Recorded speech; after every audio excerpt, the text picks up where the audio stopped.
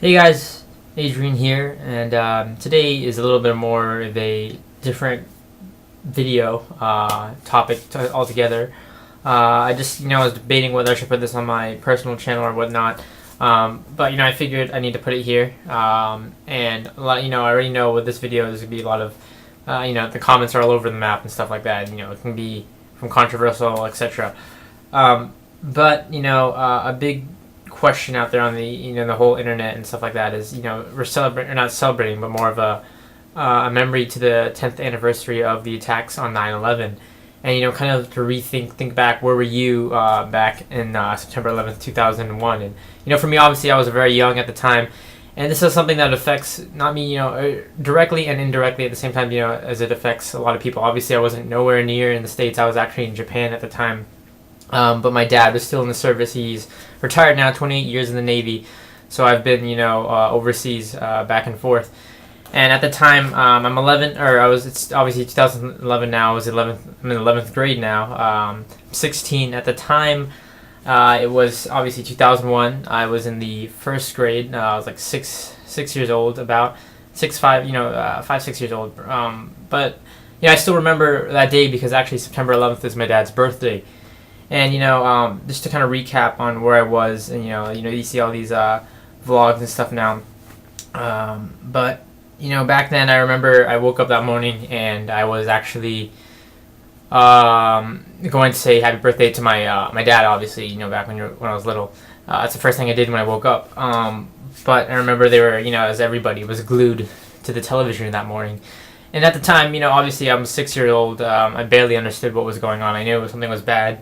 And it was, by the time I woke up, the plane had already hit the first tower, and I didn't really understand the magnitude of the whole effect, because obviously this would spring into the war on terrorism, and from there, many people that I knew in my family and stuff like that, being in the military, being a military child, were deployed, deployed left and right, and friends' parents were deployed, and a lot of stuff went on from there. But I do remember that morning, and my parents were both watching TV, and nothing really was said, even though I had no idea what was going on, really, to be honest. And I think I had no school that day, I remember, and it was a Tuesday, I'm pretty sure. In Japan, we're a day ahead. It might have been a Tuesday or a Wednesday, because we're a day ahead of the States. But I do remember that that morning, watching the towers on the news, and every TV was on, everybody was watching. I had two sisters. I'm not sure where they were actually. It was so long ago. But fast forwarding, I became interested, obviously, in history when I was a little bit older, and I studied up all this stuff like that. But to impact over the years, in the next 10 years, obviously, like I said, the war on terror would come. My family, the people that served in the military and served in, being deployed to different parts in the Middle East. I've known so many people, like friends, friends of parents of my friends, closely related, people who enrolled back then, a lot of people enrolled in the military and enlisted and stuff like that. And so many people have gone out there and, have returned, and some that have, lost their lives and stuff like that. And, I just want to reflect and take a little bit of time to remember, it's 10 years from now, but not to forget the people that have served, not only to my dad served 28 years, but to extended family, to friends, to other people, to the firefighters and the police department down there in New York. So many people that lost their lives that day. And just take time out of your day to reflect, whether it's all political and stuff like that, your views, whatever they may be.